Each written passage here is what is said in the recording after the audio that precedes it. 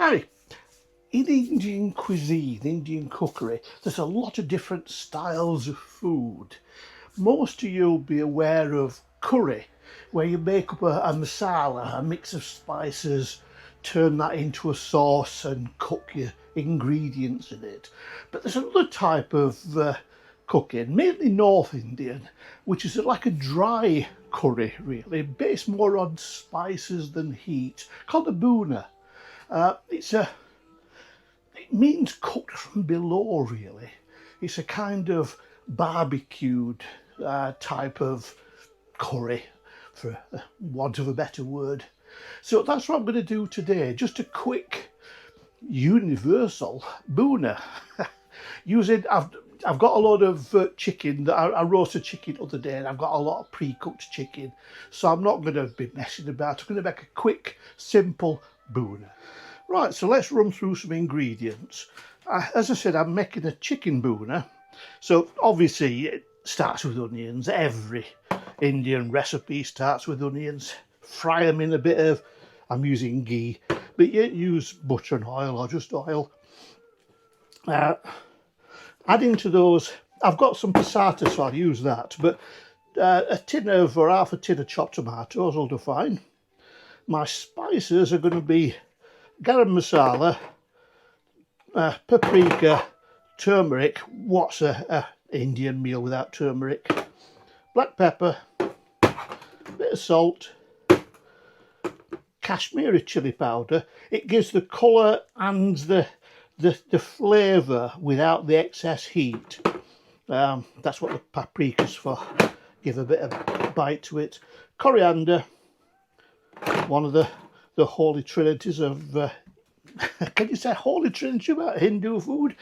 Yoghurt, just to cream out the it's a dry curry, so yoghurt just gives it a bit of creaminess to the sauce, and a bit of honey just to offset almost the sourness of the tomato. And that's it. That's all. Oh, apart from the chicken I cooked earlier, my leftover chicken. And that's it, really. So I'm starting by melting 2 or 3 tablespoonfuls of ghee and getting it up to a temperature to fry the onions. Well, it's a mixture of shallots and onions in this case, because the hot weather meant things were getting a bit soft. Into the ghee, or oil or butter, or combination, or whatever you've used. I've thrown in about 1 chopped onion, 4 or 5 chopped shallots, whatever you've got, and I'm going to fry these for about 10 minutes till they go golden brown. You've got to caramelise onions in Indian cooking, well, any Asian cooking really, to bring out the flavour. What you're trying to do is, this stove is useless, caramelise them.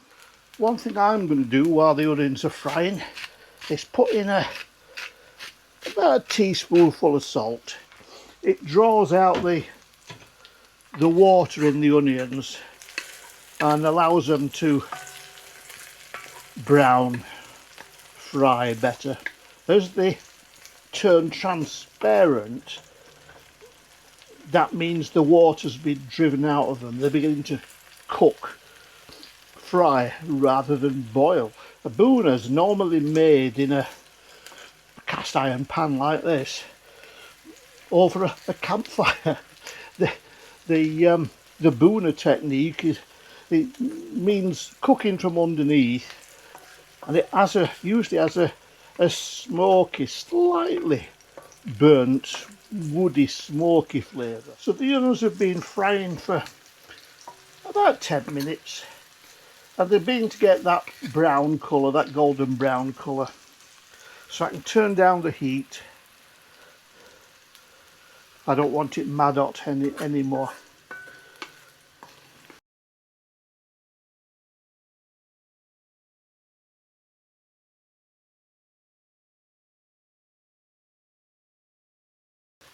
And we're going to add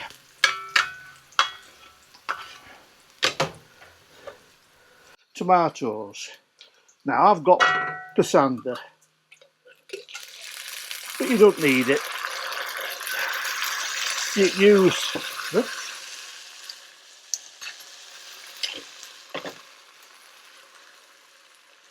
you can use half a tin of chopped tomatoes, a bit of tomato puree and some chopped fresh tomatoes. Anything you like, really. I'm only using the sander because I happen to have a bottle in that I got in for a different recipe. So now we're going to cook the tomato. We want to almost caramelise the sander, the tomatoes. We've done it with the onions. Now we're going to do it with the tomato. We don't need all that liquid. As I said, a Bhuna's really it's a dry curry, for want of a better word. It's not hot chili based. It's more spicy than fiery chili.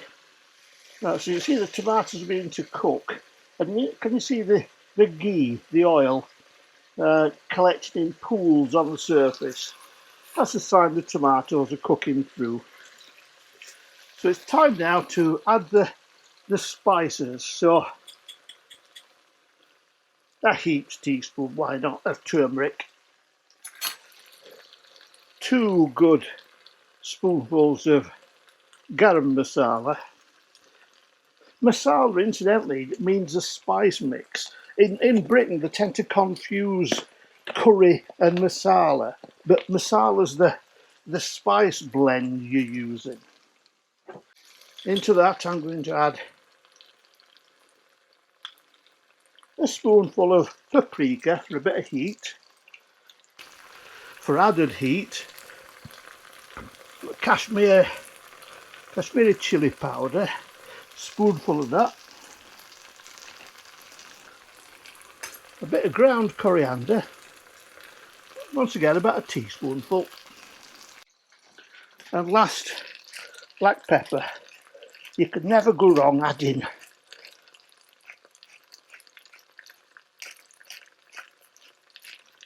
turmeric and black pepper. Right, so let's get all those mixed and cooked. You need to cook spices, not long, 2 or 3 minutes, if that, but you do need to cook them. So I'm also going to add, it's crystallised in the heat, but about a dessert spoonful of honey, just to add a bit of sweetness, because the tomatoes tend to take it out.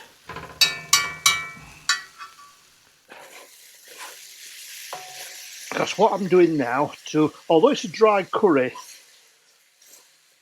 I'm going to add about 4 dessert spoons, make it 5, of Greek yoghurt, a thick yoghurt. Plain yoghurt if you ain't got it.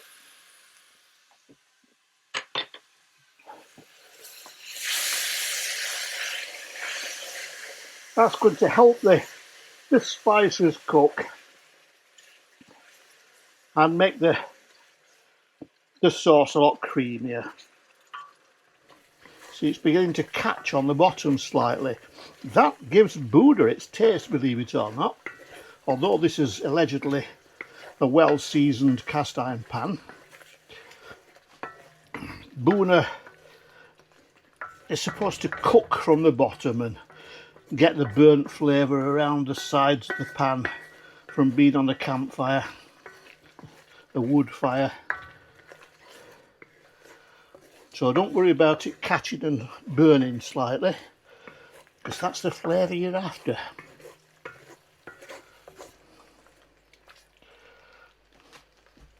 So I just want to cook off a lot of this liquid. You don't need it.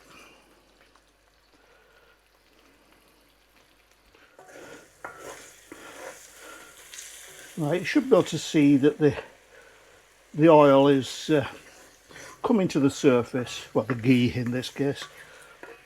That's a sign the sauce is cooked. Now at this stage, if you like your Bhuna hot, you can throw in some green chilies. As you know, if you follow me, I don't like hot curries, even though I make a lot. I don't like hot curries. Right, so I'm going to throw in the chicken now. The chicken's pre-cooked. It's from a roast chicken that I had earlier. So I've just torn it into chunks and I'm going to throw it in. If you use raw chicken, just cut it into cubes and you need to cook it for about 15 minutes. But in this case, I only need to warm it through, get a bit of flavour in. If you want to, you can marinate your chicken. Just mix up some of the yoghurt and the spices I've used in the base to make the paste, and just marinate it for I don't know, half an hour, overnight if you can, just to get into the chicken slightly. Right, try and scrape off these bits that are sticking to the bottom. You want those, they're your flavour. That was not a chicken bone, it were, yeah. Don't want that. Right, so I think I've got the authentic Bhuna flavour. A nice dry, not quite barbecued because I'm not in woods, but a nice smoky dry Bhuna. So the last thing to do is turn off the heat, plated it up, and the last thing to do is sprinkle over some coriander I've just dashed out into the garden and chopped. Right, and that's my simple, no fuss chicken Bhuna, using a basic, almost universal base, curry base. And with that, I'll say bye and find a spoon. I'll have it with probably roti. I'll make some roti rather than rice for my dinner. Bye.